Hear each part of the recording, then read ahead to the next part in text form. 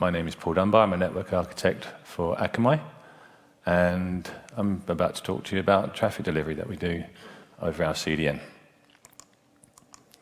So there's four major components that we're going to talk about, and I'm going too fast here, it seems. We're going to talk about a record. We're going to talk about how we deploy. We're going to talk about Akamai and LINX, and we're going to talk about Akamai in the gaming industry. So let's talk about a record. Records are good to talk about. On the 27th of April 2022, we delivered 250 terabytes of traffic in one day. It was a peak that made our CEO very happy, as do all peaks. So I thought you'd like to see his elated face, because it's his baby, this thing. So how did we get there? This is a snapshot of a 15-year overview of traffic increasing over time. It's not the beginning of time, as it were, for Akamai, because we want to start talking about terabits. Gigabits were there before, but then we've got terabits here. So we start seeing a 1 terabit in 2008, and 4 years later we go to 10 terabits, and things are progressing nicely. And the driver for this is streaming events, so whether it's sports or political events like inaugurations and things like that, we start seeing traffic start to peak. And there's basic growth because the whole internet's growing, and we're growing with it and helping that happen. More people are logging on, and there's more devices. It just keeps going like that. So we go and fast forward another 7 years, and we're going up to a big number, 100. And this is in 2019, when prior to that I was thinking about delivering slides to talk about the 0 to 100 dynamic. And then you might see this lovely green arrow, which is COVID. So COVID hits. There's two things that happen. Firstly, I can't deliver the presentation that I wanted to, which is the 100 terabit milestone. And the second thing is we see traffic increase, so you can actually see how it literally jumps up. And Richard yesterday from LINX Petri was also showing the same thing. So yeah, before you know it, 2 years is going past, and we're reaching another milestone, which is 200 terabits. So I need to change the slides again. And then 250 terabits just at the end of April. So that was a pretty quick transition, and it really is exponential and mirrors what's going on in the internet as a whole.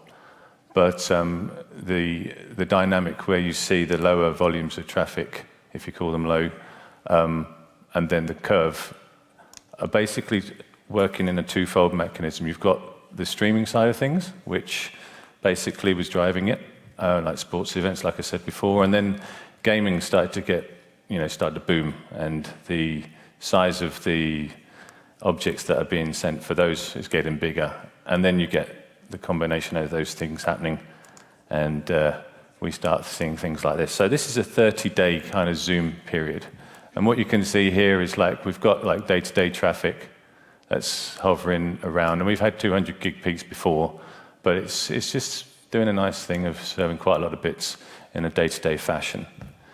And then boom, we have a massive event here, which basically we still have to deliver.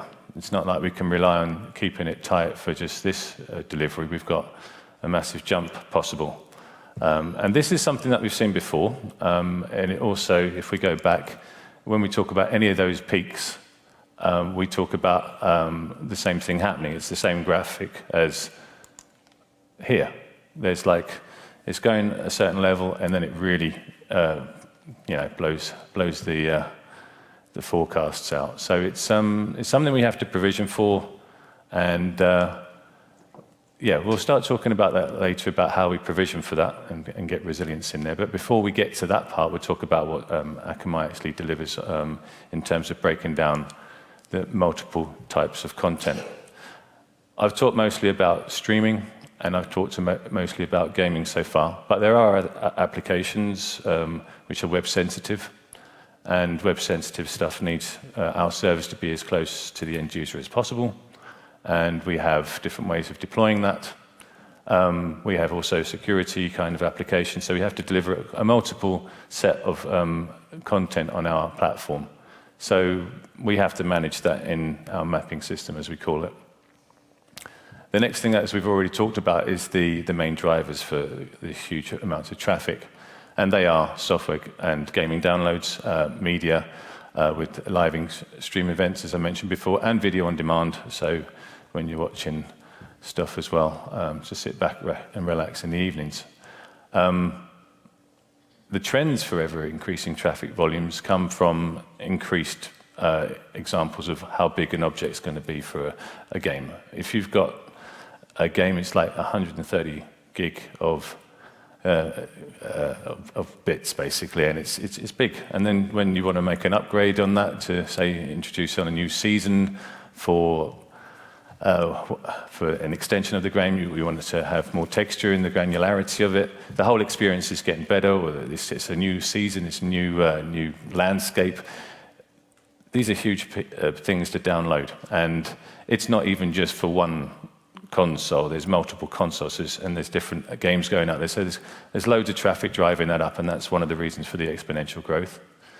The other side of it is the large bit rates for streaming, for video on demand, or even live streams for football games, and it's ever increasing the bit rates that are being used there for the quality of the experience for the end user.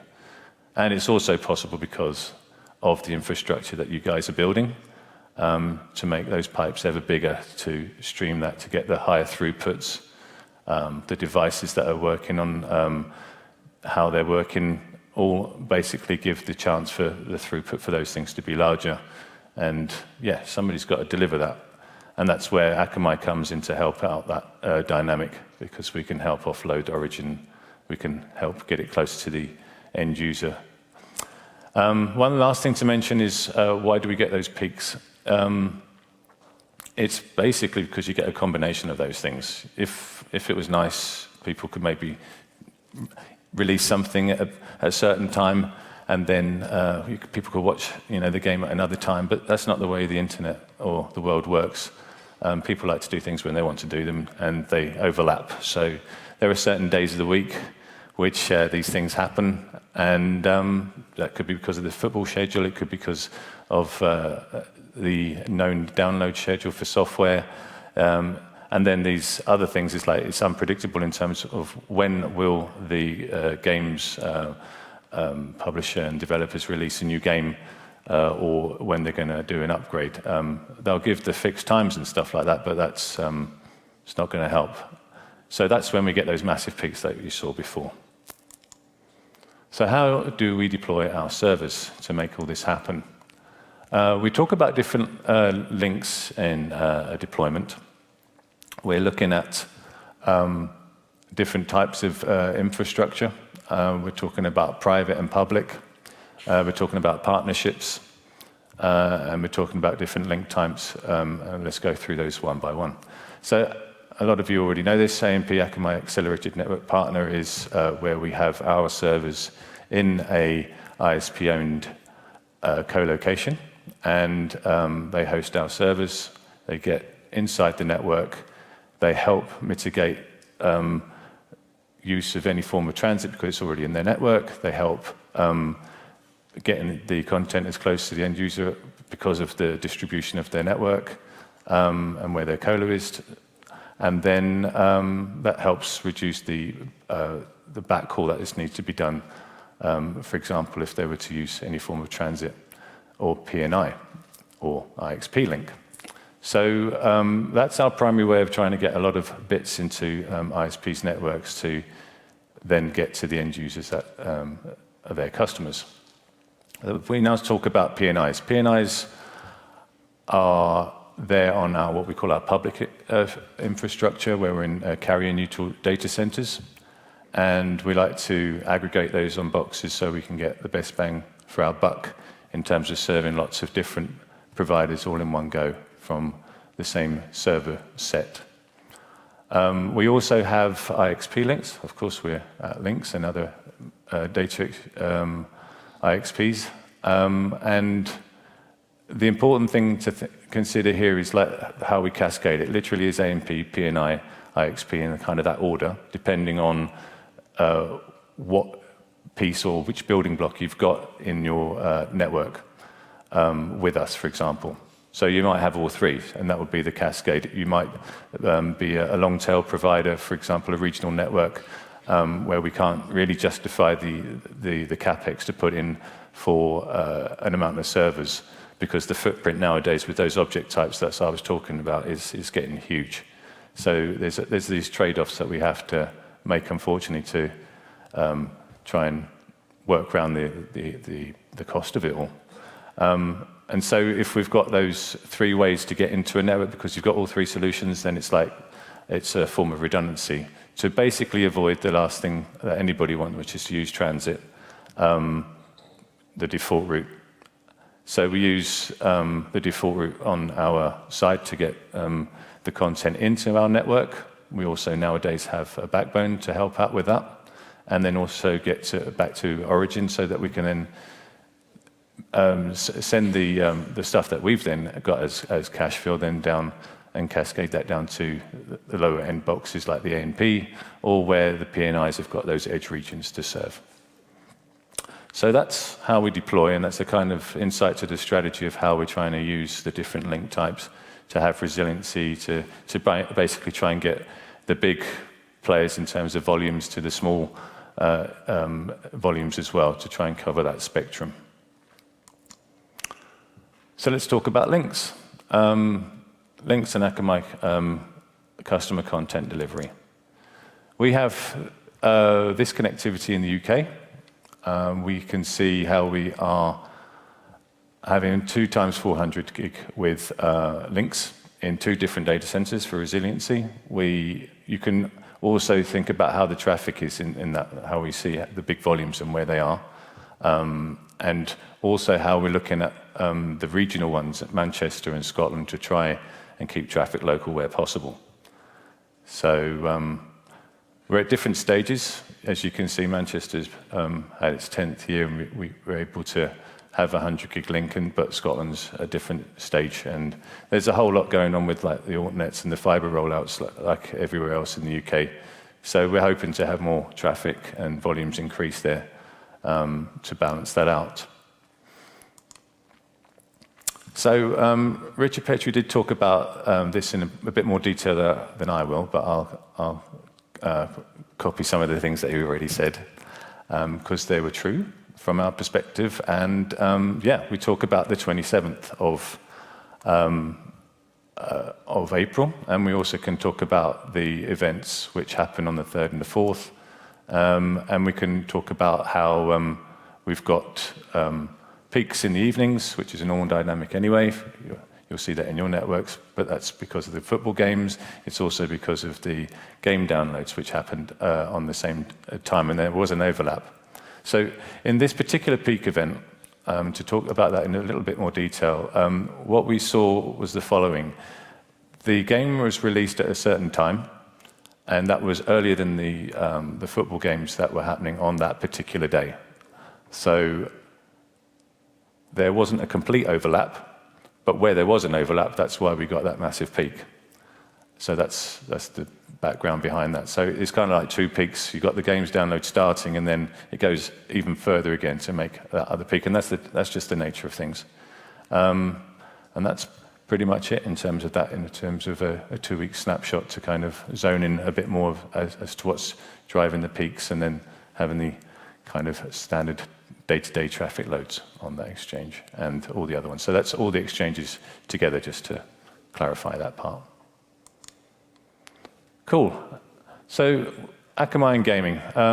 Let's talk about where we come into the industry of gaming as an example of how we get into many other industries, but how that drives the traffic and how we have different product types inside of Akamai. And let's start with this slide, which says Akamai as the CDN provider. I'm explaining here the two roles that we've pretty much got inside of the CDN delivery part here. So we store the patch that's going to be sent out to multiple gamers, and we also talk about the delivery of that, how we get that to the end user. And that's all going over the well-known 20940 AS number. So what I wanted to do is to talk about that in a bit of a deeper way, to sort of just give a more technical end-to-end kind of solution of those two parts of the storage and the delivery. And we start with the customer creating a patch, but then they need somebody to help them deliver that, because to have one origin service there in the whole world for that stuff doesn't scale at all. So they need to create the object, then they need to send it to a third-party cloud provider which can do the versioning on that particular patch and have it in their repository. And then they then connect to us into our Akamai storage solution, which is where we're going to store the objects, we're going to replicate the objects, and we're going to basically use that to across our platform to spread out the distribution of the origin server part for offloading. And then we're going to use that then to, when Bob is wanting to watch and play a game and wants the new download, he then is going to request it. He gets mapped. Oops, let's go back. I pressed the wrong button. He gets mapped to this cluster with the DNS mapping mechanism. The end user then is requesting it from that server. There's already the cache field that's populated into that particular cluster, and a nice TCP session is set up so that he can download it, and before you know, he's got it and can start gaming again. So that's the end-to-end process of like from creation to delivery that we do on that part. And for my final slide, it's basically to talk about how we also have the other side of like the more security-minded side of how we help the gaming customers that we have, where we're basically having solutions to protect their websites, handle the personal information for those things. And then we talk about how we have, for example, Kona, where they've got network layer and application layer type services to mitigate DDoS attacks, protect websites, offload for origin, et cetera, and then separate to that is then on a different AS number is the Prolexic solution, which basically is one of its main drivers was the gaming industry in terms of its growth and their growth, and them basically making sure that they don't get attacked. And there we go. So that was me. So thank you very much for having me. Okay. Thank you, Paul. We're running slightly over, but we may have time for just one question if anyone has one for Paul.